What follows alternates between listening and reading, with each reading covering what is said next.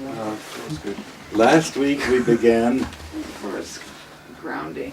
a piece of Rabbi Zalman's Torah Or, I don't think I brought it. and we can make some more copies. Sorry. And yes, I also want to announce Gershon will be here in Yetz Hashem Good. when he does his weekend, and he'll take the class, and he wants to do a piece of Baba Basra. All right. Okay? Gershon teaching Talmud, there's nothing like it. Yeah, so it's going to be When's that? wonderful.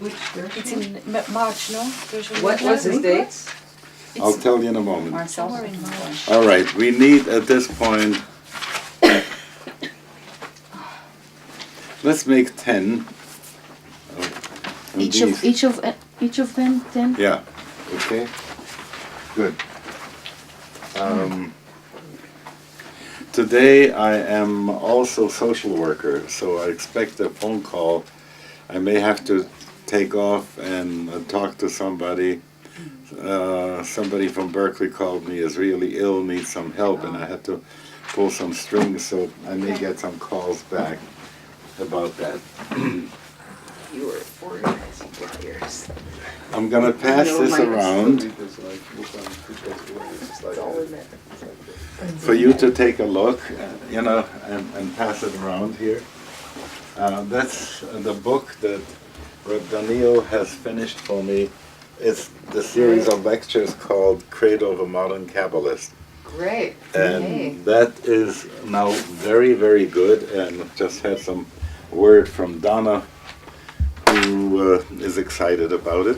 And Yeah, she said let it me was tell you about the architecture of it, okay?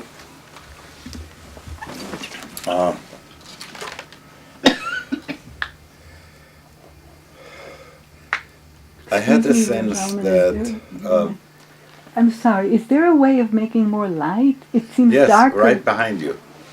Pull that little gizmo up. Ah, thank you. You're welcome. better. Thank you. Much better. Yes. So,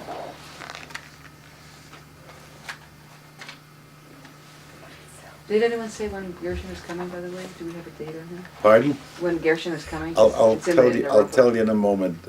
I have to go in there and get it, and then I'll tell you the pages, and I will run the just the Morah of that in Hebrew, and let him do what he does wonderfully, and it'll be a pleasure. Gershon Winkler? Huh? Yeah. Yeah. Is he doing from Rabbi Bar Chana? Huh? Rabbi Bar Chana, the stories? I don't know which one he's doing. So the other thing that I want to ask of you is, I'd like each one of you to think of what would you like to present, at least for a half hour, one of those Friday mornings, of things that have turned you on. And I'd like to be able to continue, first of all, with this piece of the Torah Or, and then to go back to Avraham Azulai, where we had started about, he has Ketzad Konim Midot, Chesed Midot, and all these things, because that's cooking now. Naomi Steinberg is trying to put something together about spheres in the body, and that would be an interesting thing. Another thing I want to report to you, exciting. Yesterday I had some time with Joseph Telushkin, and he he's been very much interested in issues of Musar. For instance, about Lashon Hara he has written, and even he has written several detective stories. On the last analysis of Dr. Stark and some others. Oh, he's And- great writer. And so when he had done that, I knew of him before, and I knew of the Telushkin Mishpacha because they were Chabadniks, but I read that Musar thing about Lashon Hara and so on and so forth that was in that. Where's that? In that Where's story. it hurt? Where's it heal? Huh? Where's that hurt? No, no, even in the story. Oh, in the that story he had. So I called him up, Uh-huh. a fan call, and we had become sort of, all right. This is really good. So you take one page and pass the rest of them. So, and here did you give him one of these? Okay. One from this side, one from this side. Okay, very good. We'll start from Bezehu Biur Inyan Hanal Beperush al Demus Hakisei. That's where we will start today. First, I'd like to tell you about the architecture of the book, then do a niggin, and then we go to it. So, I figured if you try to put together a credo based on Kabbalah, how would you go about doing that? And so the one thing that I've been doing most of the time was working on the Olamot. But how do you do that with Sfirot? Theology with Sfirot. So the way in which I handled it was like this. Basic theological categories have always been God, Torah, Israel, creation, revelation, redemption, that we got from Rosenzweig. Torah, Avodah, Gvilot, Chasadim, we got that from Pirkei Avot. So that's 9 of them. So one of them is missing, and that's covenant.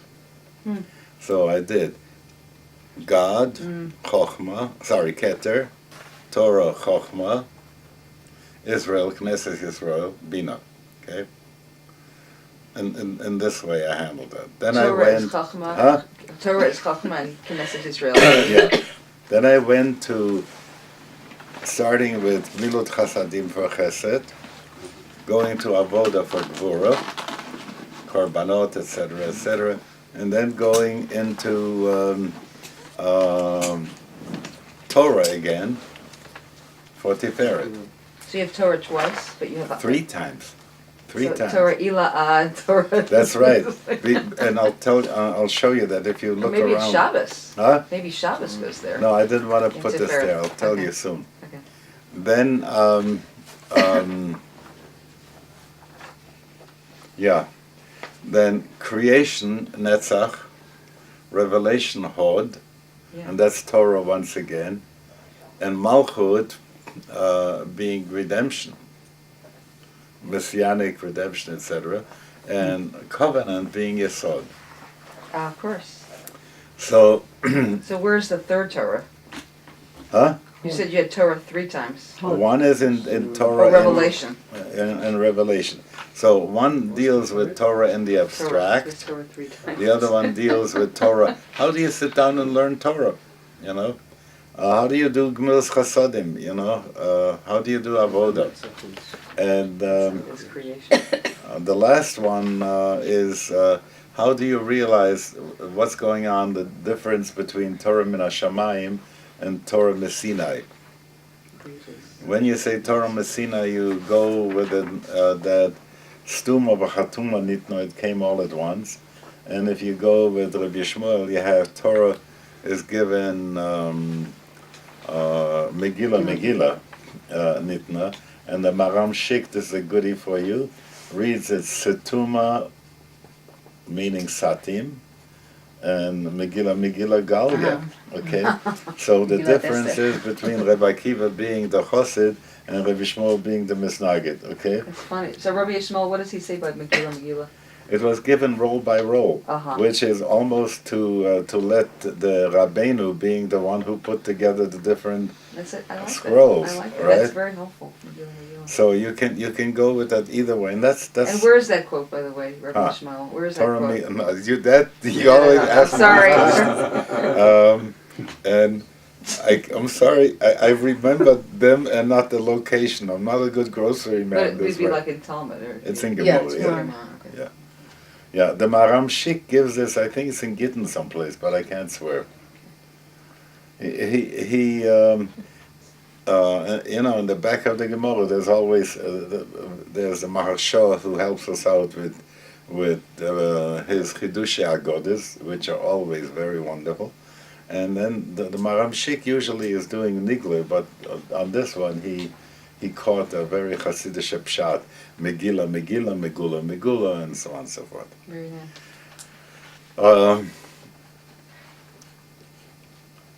I was pleasantly surprised, first of all, by the way in which Reb Daniel put the sources of each chapter. He had from the sources, in which he quotes the sources in Hebrew and in English, so the reader can see that. And then This is great. he straightened out the prose a lot. And I was delighted to find something that I said in '82, which I had completely forgotten. How would we apply today leket shikropeya? So Oh, yeah. I wanted to, and you know, there was a time when you would get, what do you call it, return money for bottles and containers, you know? Deposit. So I wanted to have us put the bottles out in a special box so that Kol Dichfin, whoever needs to have a meal, could pick up the bottles, for everything for recycling. Yeah, that's a good. All right? In And Israel, as children, we used to collect those bottles and bring them back to the... right. Yeah. And I figured that that would be a current application of peya, leket shikra peya, you know, for people in this way. We do it anyway with, you know, with the packages of unopened groceries that we deliver and so on. But so it's going to be a very interesting thing. The other book is now changed the title, and it'll be Jewish with Feeling, and it'll be out in March in Yesod Hashem. So I just wanted you to see it, and you pass it around. So and who's you- But this is Publishing this is this. going to be public. This is going Huh? to. Who's publishing it? That we don't know yet. This is really good. Reb Daniel, you know, I want him to be the co-author of that because he was mashkia a lot of work in that, and Daniel Siegel. we are looking for a. He first wants to do a private in-house publication because he has been doing a lot of this in-house stuff. You know, the sparrow-bound thesis that he has done, and they're good. And I think once we get a short order publisher, you know, on-demand publisher, do that. Well, certainly for the Kala, in time for the Kala. That's what he's trying to do. That'll Yes. be Yeah. really great. Yeah, and he feels that there's more if you do private publishing and you have a particular group that will buy that, so it's between Elad Chaim and Ruach Haaretz and so on and so forth, the likelihood is that whatever sales will bring in more than if we wait for a publisher to handle it. So anyway, that's going to be interesting. Now, a niggin. Nai da dai dai dai da dai dai ai da dai dai ai da dai. It's a Vulkanigen. Ai dai dai dai ah da da dai da da. Tiri ya dai dai dai la da dai dai ah dai dai.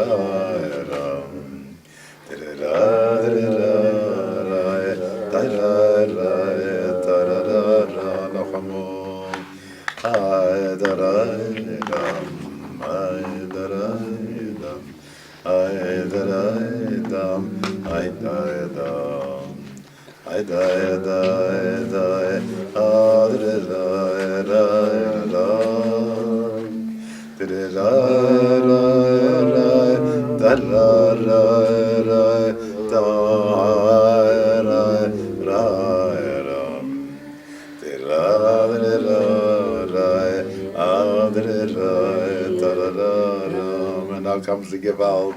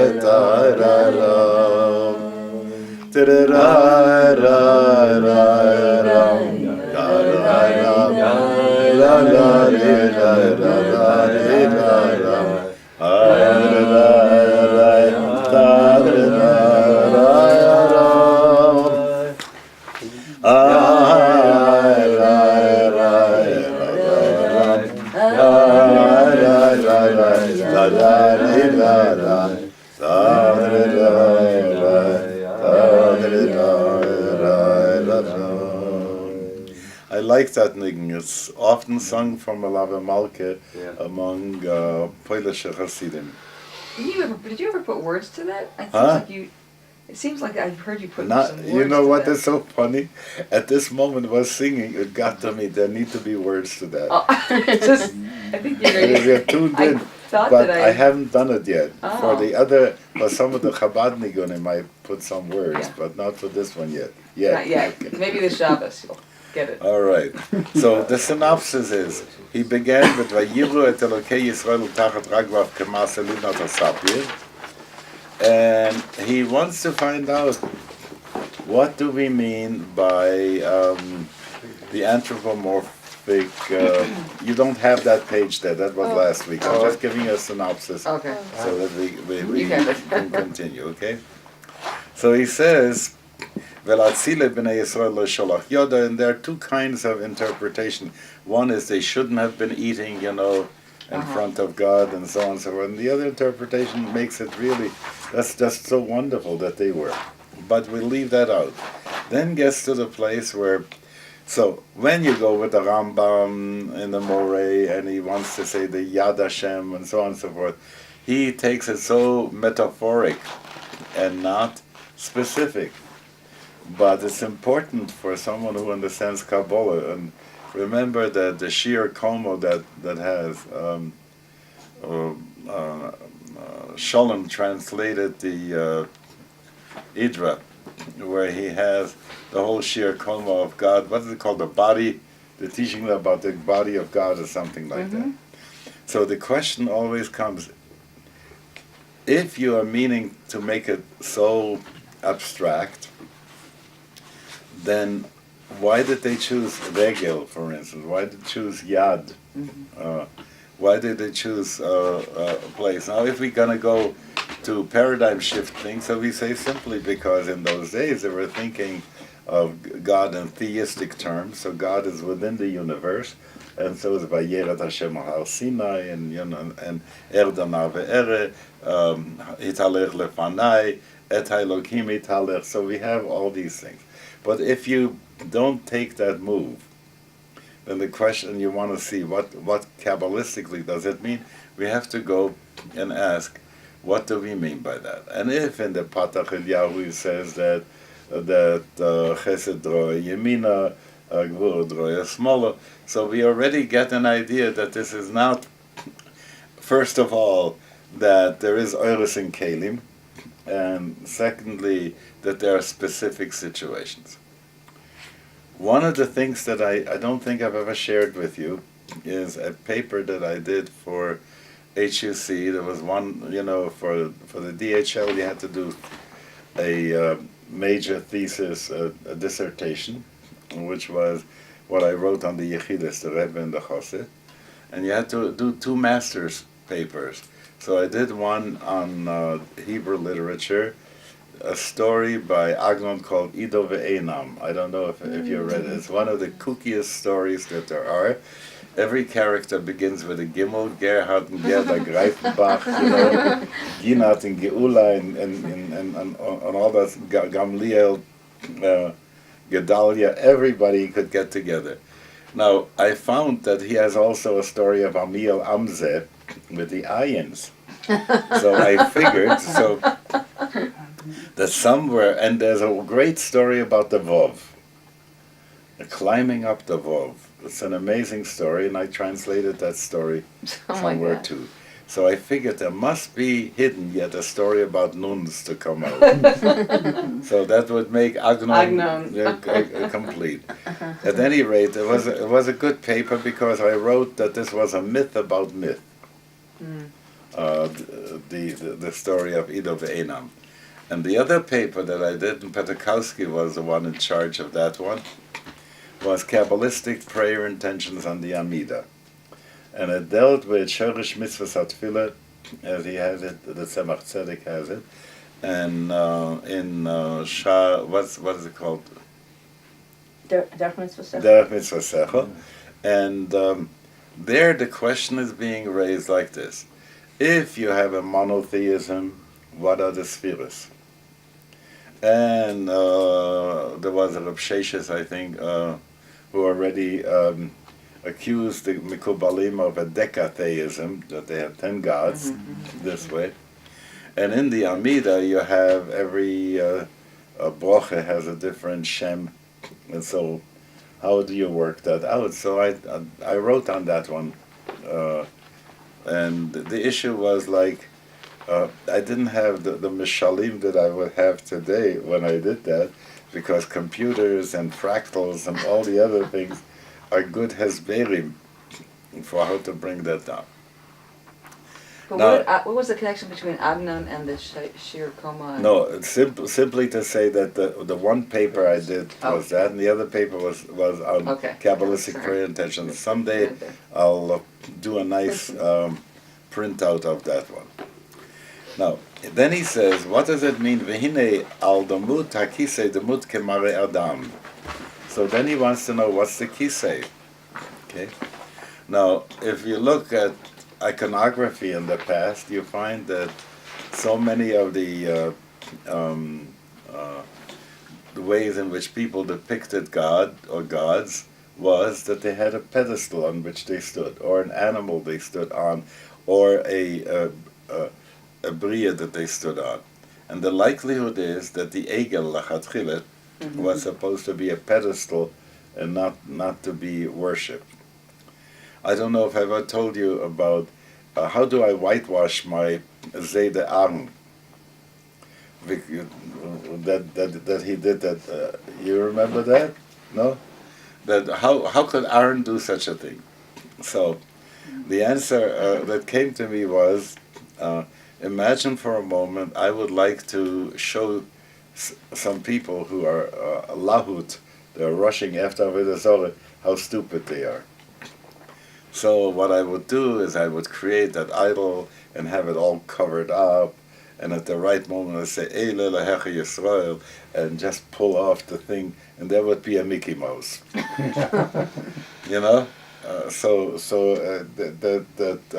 he shows him the egos, so Tavni Shor Ochel Esef, and so what happened? Why did it go wrong? Because when it comes to religion, people have no sense of humor. They took it seriously.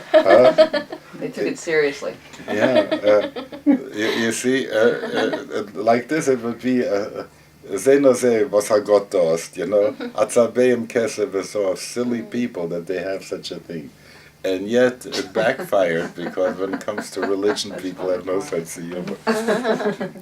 So then he continues, and what is Kemare Odom? The egel is also la'ag. Huh? You reverse the letters around. Lag. It's la'ag. Very good. Oh, it's Good joke. good. Very good. Yeah.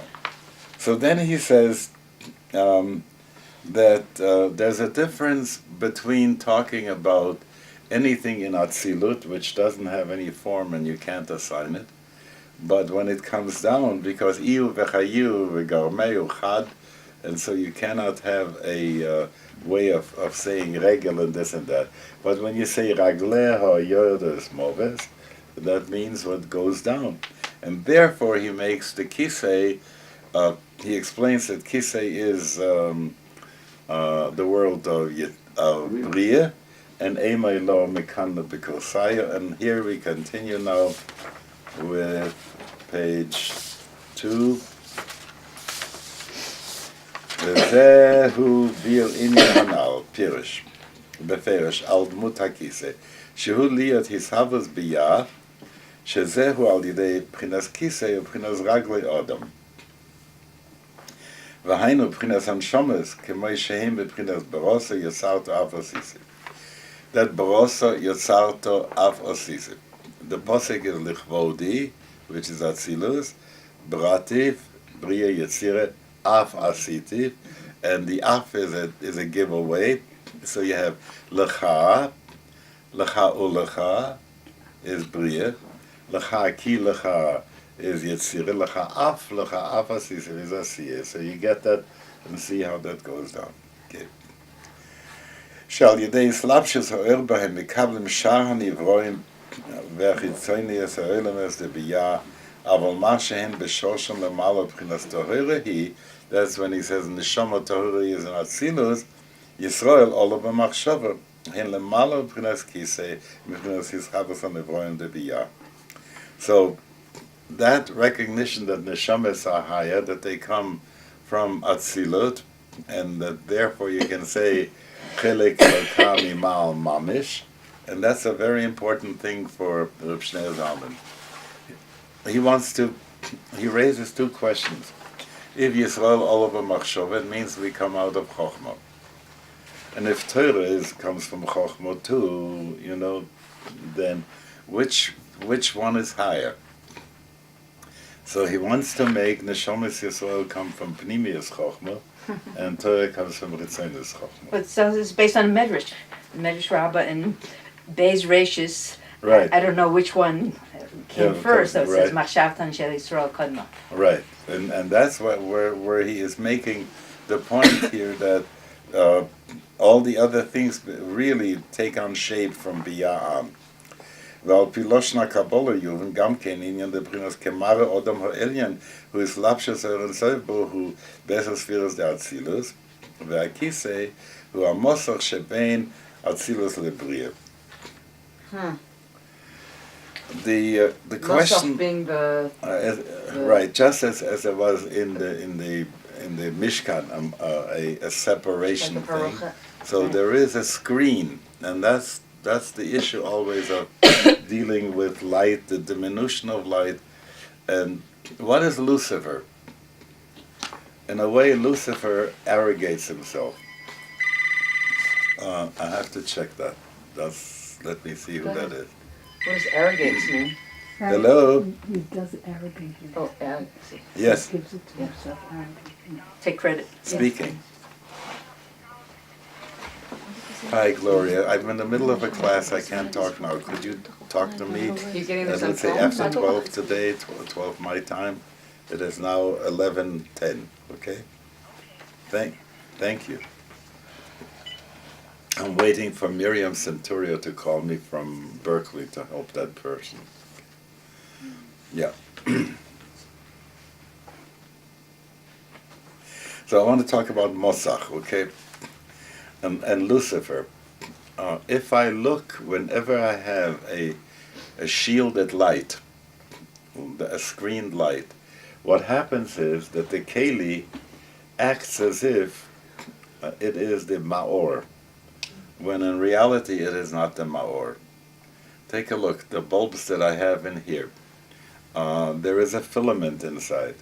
If that filament were not shielded by a matte surface, what would happen? It would burn the eyes looking at it, but it is stronger than the light that comes when it is shielded. So the Keli is Megale, the thing. And the big question is about Metatron. Because you always have a sense that whenever people talk about shape and so on and so forth, they're talking about Metatron, Shmo Keshem Rabo, Gematria of Shaddai, Metatron. And so there is that sense, Mus al Hakise and so on and so forth. Takes Metatron, Metatronos, over the throne. Okay. Is that where it comes from? Yeah, it's a Greek word. Wow. So he sits on the throne. Now, that's what I saw when I was in Dharamsala and looked into that mandala, the three-dimensional mandala, which was built like a stupa. And on the middle floor, you had a kisei, and on that kisei sat a being, and that being had 1,000 arms that stretched around like this, very much again like the Kruvim. Okay? And the sense was that, as if to say, in Tiferet Shebiyitzireth, there is the how would I say, the broadcast of divine compassion comes from there. So lahavdil, when they use words like Sacred Heart of Jesus, is another way of saying that this is the place from Tiferet of Yetzirah that this is felt from. Okay. The akisim, so the Mosach is there to be able to transform. Now the issue is like this. If there is an infinite something, how could that infinite ever become finite? It's an impossibility. So a certain kind of symptom has to happen. But how does that symptom happen? So in that paper on the Kabbalah thing that I did, I tried to explain it in terms of a transformer. Mm-hmm. You have, for instance, the transmission of high tension electricity, several thousand volts, is coming through. If I were to run my household on it, it would burn up everything that I have. And that's a very nice moshel again, if you go to the Bnei Aaron, that the voltage that was coming down was too much for them. Shiur Sakelim. Shiur Sakelim, sure. And there's a wonderful word, a kind word from the Leleva Rebbe. The last Leleva was in Yerushalayim. He was Leleva Karlin. He got both things. Mm-hmm. Who said, everybody has a little bit of Eish Zara in him. Mm-hmm. But those two sons of Aaron were so willing to give up their last bit of Eish Zara to the Rebbeinu Shalom. Haben sie schon mehr nicht gehabt, was zu tun auf der Welt. When you give up your last bit of Eish Zara, you have nothing more to do in this world. Mm. It's a much better way of talking about that, as to how deep that can be. Another way of saying, near Vikalpa Samadhi, they entered into that, because they didn't have any kelim. When Reb Shneur Zalman forces a bagel and beer into Reb Avrom HaMalach, he saves his life, and the Maggid says, yes, Zalmike, but where did you find the bagel and beer in Atzilus, yeah? So, you need to have something to take it down. This Mosach is a way in which you can take and create a step-down situation. And that's the important part about that. And all the Mesholim we can give are Shvachim Mesholim. There is another Mosach. I've been thinking about the Tzimtzum, especially in terms of a filter. That's what I think the Mosach is, a filter. But it's a one-way filter. Mm-hmm. I mean, it's if you're on one side of it, there's no filter. But if you're on the other side, then it's filtered. Right. And there is in the body such a thing too. The brain-blood barrier. A certain one of the problems about bringing in certain medicines into the brain to work with is because over here in the throat there is a barrier that does not allow some things to go into the brain, because without that it would knock out people. So you have a sense of that kind of a barrier. Mosach is a very strong thing here. And the difference is that before the Mosach you have to always say it is Atzilus, emanation. After the Mosach you can speak of Yesh Me'ayin.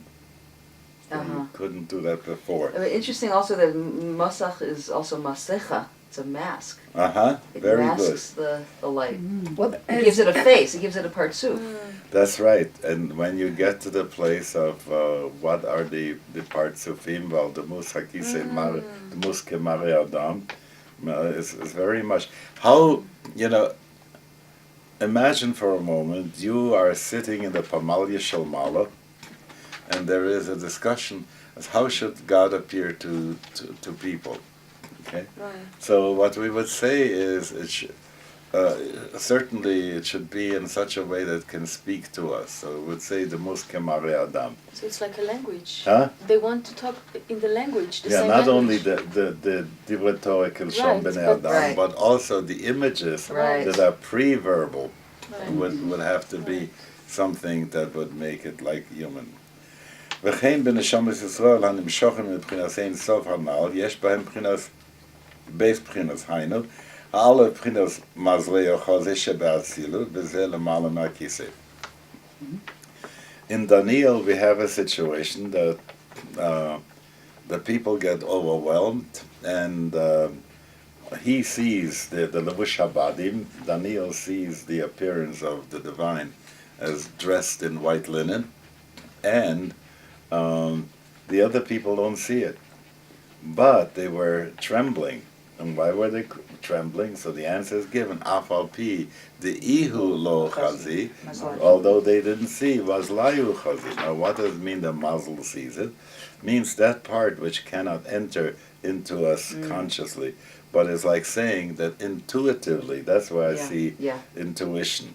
Yeah, it breaks through the intuition, and that is the malam ekisiv base. B'chinas barosa.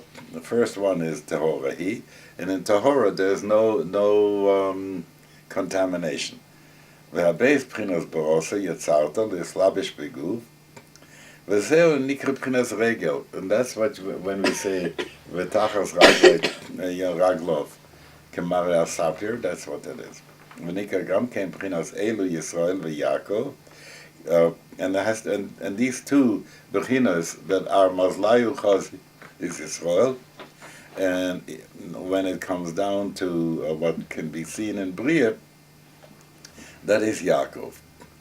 Israel is Li Rosh, and it goes higher. The Yaakov Yud Hamislabish Prinas Ekev Yud Ekev, so you get a sense above and below. Just another word here. Often you have Ze'er Anpin talked about as if it's made up of six sfirot, and sometimes you speak of them as Ze'er Anpin as being a totality, a gestalt.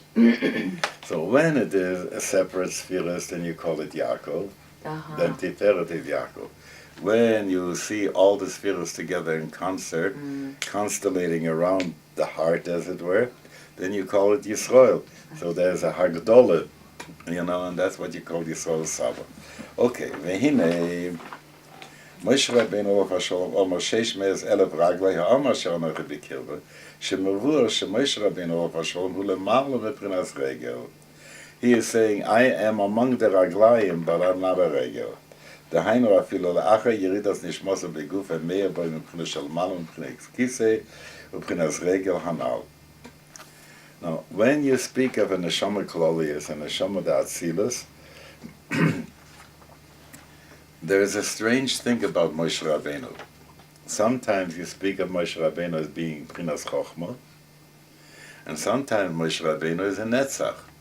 In the Ushpizin, he's in Netzach, and Aaron is in Hod. So, which one is it? So you say, Miyamin Mismoel, Yenikas HaNeviim, from the right and the left, Netzach v'Hod Mehem Mitzrayim. So in this ring here, which I made according to the ladder as Zev ben Shimon HaLevi describes it, it comes out really good. There is a book called Secret Teachings of All Ages by P. Manly Hall. Who knows that book? Okay. I have a copy and I can show you later on. He has there a person sitting like this with a crown on, and there is a mirror over here, and so he is reflected below. So that's such a nice thing that in this way Chochma, which is over here the right arm, becomes Chesed, and Bina becomes Gvura, and Keter becomes Tiferet. Okay? So in a sense, you would say that Tiferet Shebe'atzilut is also the place of Keter Shebe'Bria. That's not the way we usually talk about. Usually it's talked about to say that Malchut becomes Keter, but here it's different. So and I like his thing, because then Chochma becomes Netzach. And so you can understand that Moshe Rabbeinu, when you're talking about Moshe Rabbeinu and Atzilut, he comes after the others, and so on and so forth, and he is Netzach. But when you go into the world of Bria, then he becomes Chochma. It's like the right side of the brain controlling the left part of Right, body. so it works out that way very nicely. Okay? I'll pass the ring around if you want to take a look at it.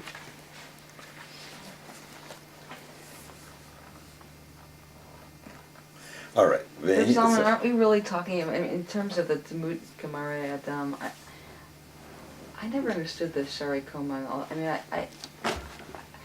aren't we talking about more about the human mind than about Hashem? That we can see pictures according to what we already know. We can't, I mean... So he's trying to teach us something. He's trying to teach us, like, look, anthropomorphism you will not be able to get away from. Right. Take a look when Star Trek was doing Star Wars and Star Trek. In Star Trek, even Worf, you know, and all the other, even the guy that has that little thing that he has to smell all the time, you know, I forgot what his name is. They all make him look like human beings because that's the easiest way to get the actors to do, you know, data and so on. When it comes to Star Wars, they were able to do the monkey guy, Goofy or whatever his name is. They have a, you know. Chewy. Huh? Chewy. Yeah.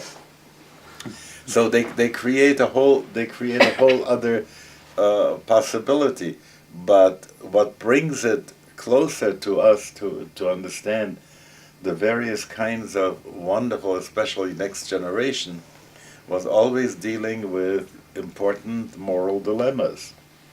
And that, in order to understand it, we have to get to feel it from an anthropomorphic place.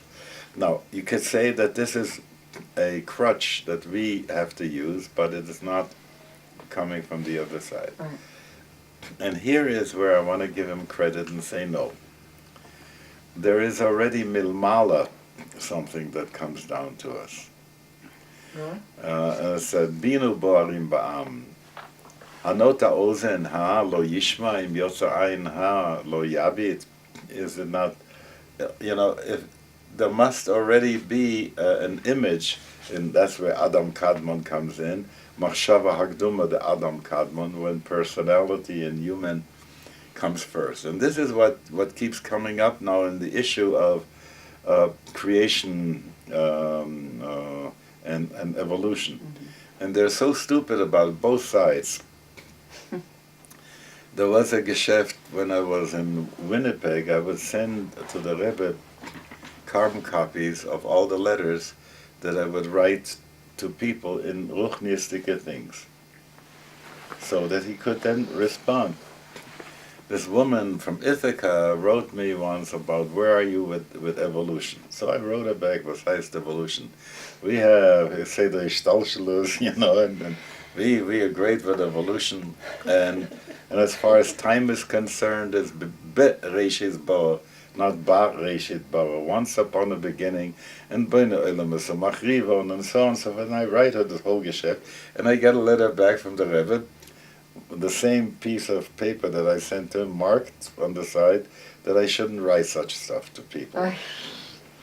And then I came to see him and asked him, why, if we have such an oitzer, do we have to verschlep people into 6 days of 24 hours, which from astrophysical point of view makes no sense whatsoever? Mm-hmm. And why do that? Why make Rabbi Shalom a liar, lachatchile, to say that he was hiding fossils so that there should be brere, and so on and so forth? And he was answering me back and saying one thing. He said, because of Shabbos. What? Because of Shabbos. He wants to safeguard Shabbos, and it's very hard to safeguard Shabbos when you see from a point of view of what's the word? Relativity. You know? Uh-huh. Are you talking about the Friedrich or the Reb Menachem Mendel. Oh, okay, that's what. Yeah. No, the Friedrich Rebbe, I think, would have gone with me with that's Oilers. right. But you know, he had this way of about going about it. So I don't know. I do have a feeling that Min HaShamayim, there's also something that reaches down to us in some kind of a human form. Because we wouldn't be human either if that didn't come milmala. It's an incredible, it's a really important question. It seems to me, first of all, it seems to me if you look at the way the Kabbalists talk, they're talking theomorphic and not anthropomorphic. They try to make that clear, that we're not talking anthropomorphic, we're talking theomorphic, meaning that it starts above and it comes down in a way that reflects it. And this, which is also the principle here with the Masach, and even the way from this Kabbalah where Chochmah Netzach is reflecting Chochmah. Everything is, I think it's a klal, gedol, that everything below is a reflector of something that we can't see. And that's part of the mystery, is that there is an association, and the way we get to know, to a certain extent, what is the source is through deciphering how what we do see is a reflector of what we don't see. So I think that's what comes down. So we look at it, we tend to think of it anthropomorphic if we think that the embodied level of consciousness is the fundamental.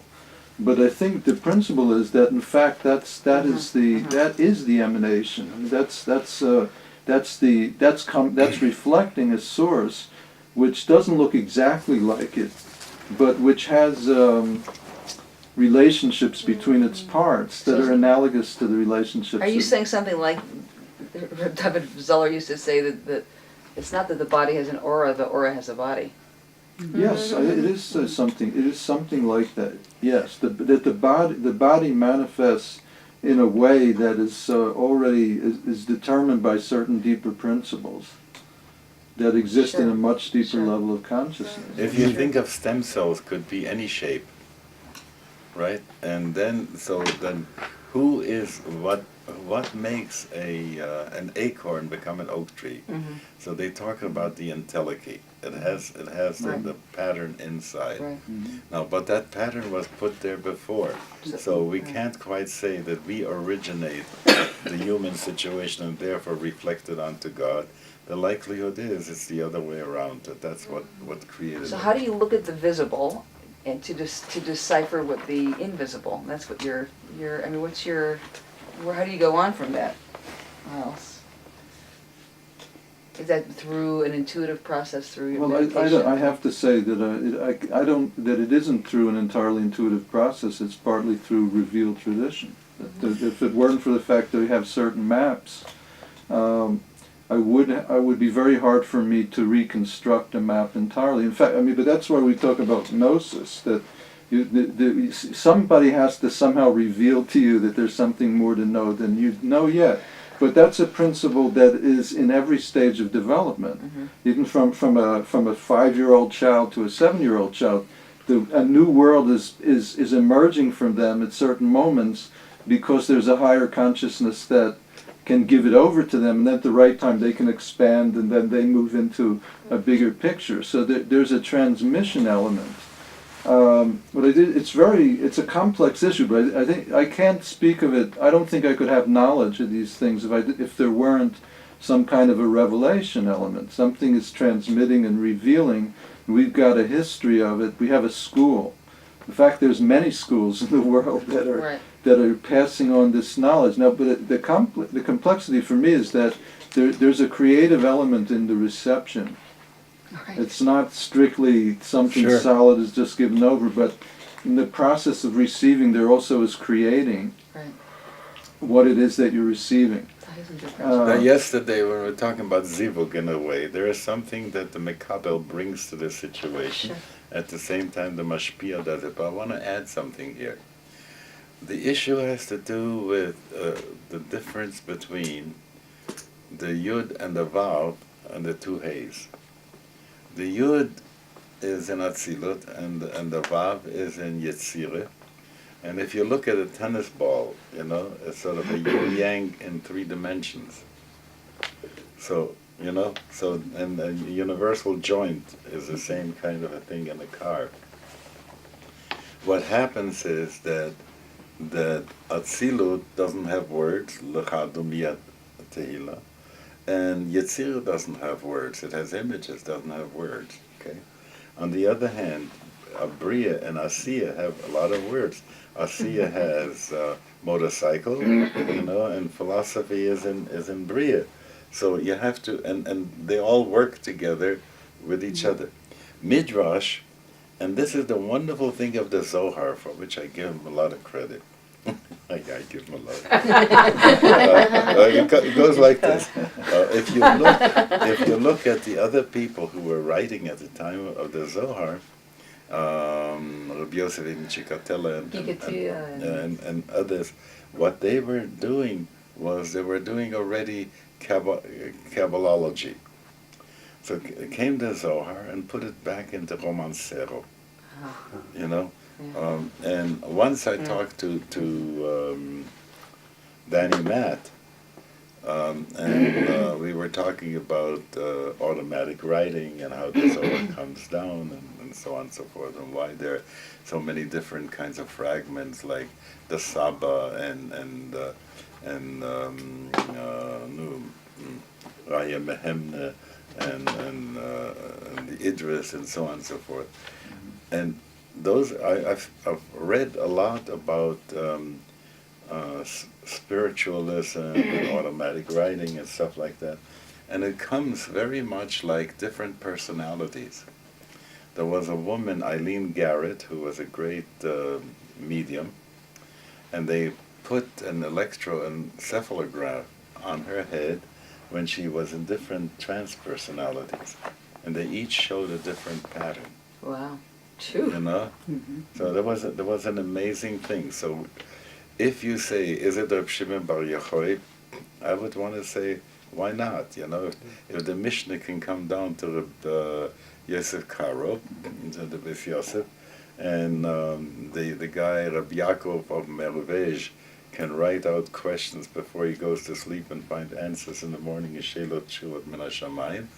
There was a whole thing, and Heschel did a great monograph on in Hebrew on Ruach HaKodesh Bimei HaBeinayim, in which he describes how they were doing these kinds of things. I think that's translated by Moshe Firestone now. I think It was? in that book. Yes, I think he also did the other one. Did the Rambam think he was a Navi? I think yes. Yeah. I'm very glad. These were two important papers. Which and of Moshe's books is that? I think let's see. I think it's a little book, Prophecy in the Middle Ages. I think it's called. It's just he took these two great essays that Heschel had written in Hebrew, really excellent. Wow. And what is that? It's that I'm trying to think the name of the publisher. It's Paulus Press. Not Paulus Press. It's not one of those. It's an Orthodox. The one that published Lamb. Moznaim? No, from like Yeshiva University. They have. All right. So what is it? Something prophecy? I think it's called Prophecy in the Middle Ages or something like that. You have it? I'm pretty sure I have it. I hope I can find it. Well, so that's wonderful. So I want to go back. So when is the implication that Moshe de Leon was like channeling? That's what I believe. Okay, but take a look. When say that Reb Shimon Bar Yochai was the Rashbi was the one who was dictating, it doesn't work out this way because the content tells. It's full of Castilian. The Makabel is also influencing what comes down. That's right. Right, and that's where the words like Motronita and Dormita and so on and so forth, words that couldn't have been around earlier. But I want to say something different. I want to say that the fact that you malbish back things into form, that comes from the imaginal stuff. Mm-hmm. And this is where Ibn al-Arabi was doing the Alam al-Mithal, Olam ha-Mashal, and going into those forms. And these are the forms that are dream forms. And if you take a look at your own dream forms, you see that they're not necessarily coming in non-anthropomorphic things. They show themselves in anthropomorphic shapes, which is like, how does Peli come to the parents of Shimshon HaGibor? appearing very much like a person, and then jumping on the altar and taking the elevator there. So you get a sense that the appearances are always made in such a way not to frighten us, but to create a situation. So let's go on and see what he has to say here. Well, it's very aspectlaria she'ena me'ira. So That's right. that's the reflection back from the personality. Very good. That's a mirror. Aspeclaria shena meira. So wait. So let's take a minute with that. Where does that illusion come from? The aspeclaria. Is that? Say more about that. It says all the Nevi'im except Moshe saw through aspeclaria she'ena me'ira. So they weren't totally transparent, and therefore they had to integrate it based on. It Like means, through a glass you darkly. heard the word speculum? Yeah. Okay. Aspeclaria is specularia. Yeah. All right? So if specularia meira is transparent. And specularia ena meira has a silver thing in the back and it reflects. And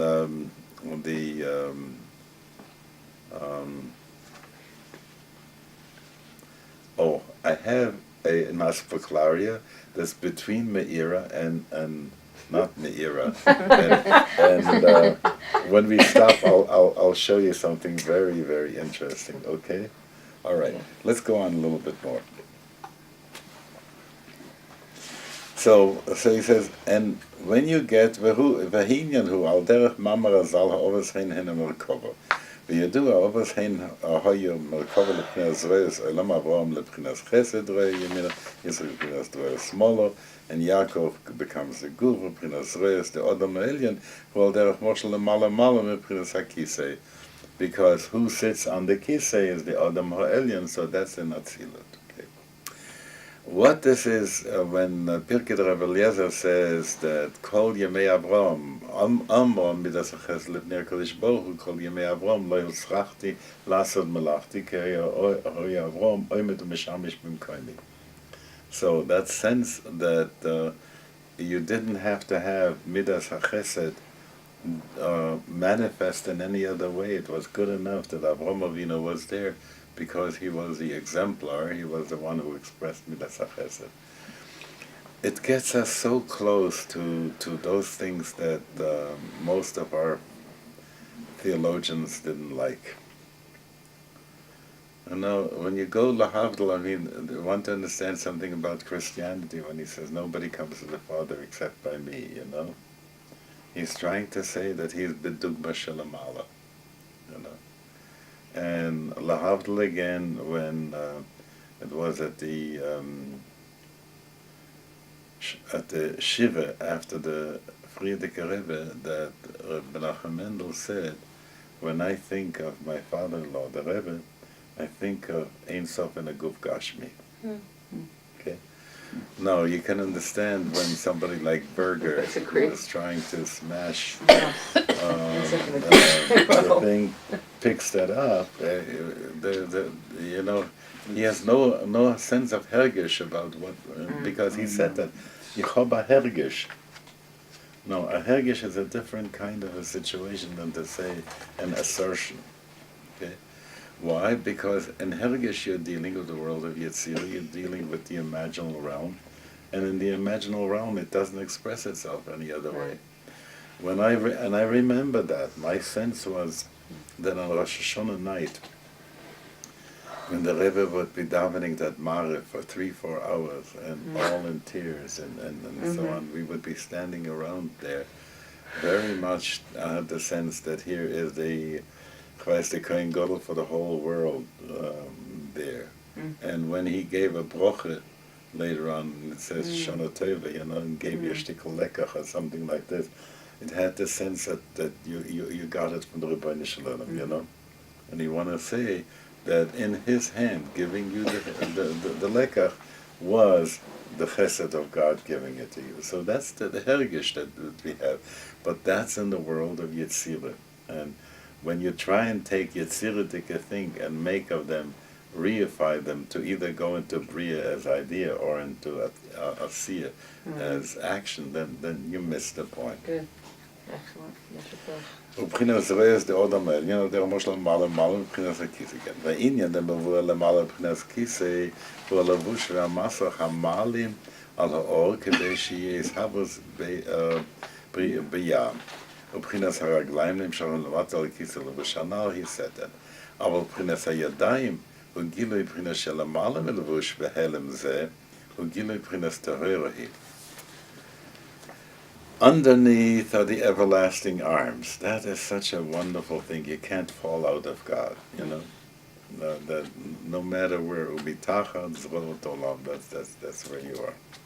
But then, when you get, what's the thing that Yadayim can, because they're on the same level as the heart. One of the things that I like to point out to people is when you do chakras and spheres, So you would say the bottom is Malchus, and that we sort of agree. Second chakra, Yesod, no problem with that. Netzach and Hod are crossing over in the center, and that would make for the third chakra. That's the vital center, okay? Then you go to Tiferet, and that's the heart chakra. Then you go a little higher to the throat chakra, and there you have Chesed and Gevurah. So, right, that's the crossover. And then you have Chochmah Bin, another crossover, so all of a sudden the 10 becomes 7. Great. So then you see where the chakras fit together with the spheres. And that really helped me. Thank you. Yeah, it Because doesn't... I've always tried to work with that there, and it's not... That is what goes up and down. That is like the elevator. What you pay attention to. That's the difference between ego in Jung and ego in Freud. Ego in Freud is very much a section, as it were, of the psyche, whereas for Jung, ego is what pays attention to whatever level. Wow, it's awareness. Yeah. I mean, the das is, yes. That. Yeah. So, but you're not equating that with ego. In the Jungian thing, yes. But that, basically, in most situations, they talk about the that being the reticular formation system. That's to say, the cerebellum. And what does it do? It is a switchboard that says, this is a stimulus that you should pay attention to, and this is a stimulus you shouldn't pay attention to. Because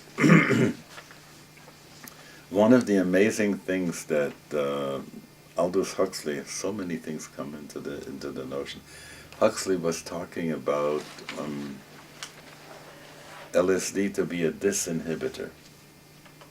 That most of the time we are very much inhibited by the societal things, so that we only let in what is going to be functional and useful. But then you get a situation that this is lifted, and when that's lifted, you see things that you wouldn't see normally. Okay. Now, if I think of MDMA, for instance, people call it ecstasy, and I don't think that it does anything for the person to amplify the good feeling. What it does is it takes away from the tainuk tmidi, she'ena tainuk, that in this case it becomes a tainuk. Okay, it's to say that we constantly are in ecstasy, but we don't allow it. Huh? We dampen it. We filter it. It's inhibited, right? And then there's a disinhibitor of these things. So I think that's how I want to see that. So when he says the Yadayim are the Gilu P'chinas Shalamala Melvush V'Helen, וזה גילוי מבחינת טהרה, היא שלמעלה מבחינת ברוסו, ועובס, משה רבינו ושלום, היה מרכובו לבחינת גילוי ער זה, והיינו על ידי שהיה מרכובו לבחינת ביטל תמידי ממש. Now, the strange thing is that when I use the word merkovo, you gotta go? All right, then I'll show it to you next week. Good Shabbos. Good Shabbos, good Shabbos. Gotta make a good chom? Huh? Gotta make a good chom? I hope next week to come. This week is gonna be HaBaD. Okay.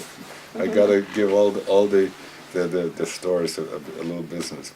Okay. When you talk about Merkava, anybody who has ever added a new peripheral to a computer knows that it won't work without a driver. You know what I'm saying? Yeah. No? You have a Install printer, the driver, otherwise you can't run the, right? It won't be able to create a handshake. It won't be able to. So the driver creates a situation where the printer is in bittel to the CPU. You follow that? I don't know what it means except that I'm following in So- abstract form. It's fine. Well, Yeah. you see it's how a software. The driver's like a software. If you add a hardware to the computer, you can't just hook it up to your computer. except you have to, currently with the plug and play Misa you can. And The driver is a program that allows the peripheral to talk to the computer and the computer to talk to the. It is a interface. Okay. So that's the reason why I'm talking about Merkava, okay? The truth is that we could all be the same Merkava that Avraham Avinu was, because he wasn't not a human being. He was a human being. He was a basar v'dam, just like we are, yeah? Yes, he had a great and holy neshama, but there was a way in which he could create the bittul to that CPU, you know, to the Rebbeinu Shalom, and that made him the Merkava, namely, that whatever was in the CPU on the screen would be expressed on the paper like in the printer, okay? Meaning that he doesn't set up any resistance. Now I remember that sometimes in early times, when I would put another printer on, that garbage would come out, okay? Which was that, so when you have Bilam saying Shesum Ha'ayin, you know, he can read and he can download from the Rebbeinu Shalom and so on and so forth. And then he says, I can't do anything else but whatever is coming down from the CPU. So there are now different models for speaking about Merkava. But if you look at a Merkava as a wagon, then it's not quite the same.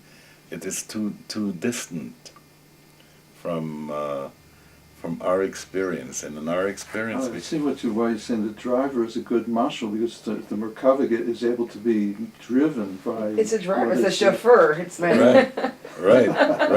So that once you understand that Merkava is meant to be that which is being ridden, being ridden. And I once was in Haiti, and there it was the time I was traveling for Lubavitch in 1950. Haiti? Haiti, in Port-au-Prince, and collecting money from people and fixing Sefer Torahs and killing chickens on the way and bringing students back and collecting money. So I come to Port-au-Prince and it's Erev Shabbos. This is amazing. And the guy is a big, tall, beautiful black guy who is immigration and checking Geschäft. And he sees Rabbi and he welcomes me.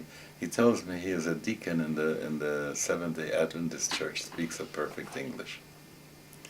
So he invites me to come and give and preach there. So I explained to him I can't drive. He says, fine, he'll come. And he was a walk an hour and a half from the hotel where I was staying. Wow. And I got there. These people are so wonderful. You mention a posuk in the Chumash or in Tanakh, and right away they find it and they look. It's like here. Huh? Same thing here. It's amazing. They're so well learned. Yeah. And it's beautiful. So I was preaching on Hine hu omed achar kotleinu mashgiach min achar hakim min achalonot mesit min achar hakim. You know, Advent, and then the Rebbe had talked about Mashiach in those days. So we were the same. After Shabbos, I had asked before on Friday, where is there a voodoo service? So I had read a book by someone on strange altars, someone who had described how the thing goes on in voodoo. So we arranged for a cab to come right after Havdalah and to take us into the country, because they said, if you want to have an emissary voodoo service, don't go around to the commercial ones around Port-au-Prince, go into the interior. So I went, and with me came a school teacher who stayed in the same hotel from Ohio, a non-Jew. So we make our way, we get there, and the cabbie is waiting for us to go back. So I come in and look around the paintings that they had, so interesting, the wave paintings all over, very strong color and so on. A whole nook that was dedicated to Erzeli, which is sort of a Shchina, Mary, kind of a feminine thing. And they started the music, which was a lot of drumming, different drumming. And at one point there was a woman there who, they all wear white. It's very beautiful. They smoke cigars. And they go into trance with that, and they shechted that rooster, and it jumped around, and there was a woman there who hadn't conceived yet, and she got bloodied by the rooster, and everybody gave her the equivalent of a mazel tov, figuring that she will now be able to beget. I listened, I want to find out what's the rhythm, and I pay attention to the drumming, drum. Before I know it, I'm under. And this guy schleps me out later on, the one from the school teacher, because he was afraid what was happening to me. And I was getting yashikoyach from the people because Legba had been riding me. Legba? Oh my Legba. God. What is Legba? Legba is one of the deities. Wow. It's a Yoruba. This is a African religion that survived in the Caribbean. Yeah. Wow. And it's I know it's very. So who is Legba? Legba is sort of a, how would I say, he would be a trickster. But by the how you dance it, how you move, they recognize whether it's Ogun. Wow. How it moves you. And you were dancing? Yeah. Oh, wow. So It was dancing you, right? It was dancing. You see, Wow. I had the sense of at that point, but I was out. It's not like I was. You remembered it? He's sitting on my shoulders and he's telling dance faster or something like You that. didn't remember any of it when you... You just concentrated on the rhythms. Yeah, because the rhythm, I couldn't figure it out, What's this rhythm? What's this rhythm? It's polyrhythmic. There I was, okay. Yeah. And are the cigars psychedelic? No. Sometimes a cigar is just a cigar. They're push of the cigars. But the smoke, right? Like we have the smoke for korbanot, something with the smoke. But no? then, and you see women Also. pulling on those stogies. It's trance music. That's what Trance music. Yes. music is. That's what it is. Exactly. That's a great story, Zalman. Yeah. You should definitely Yeah, write That's going to be in my paper. That has got to be written. That's a beautiful story. Well, It's full of imagery and color. Yeah. So Mirz Hashem, some of these things. I have a file there about Aliyot HaNeshama.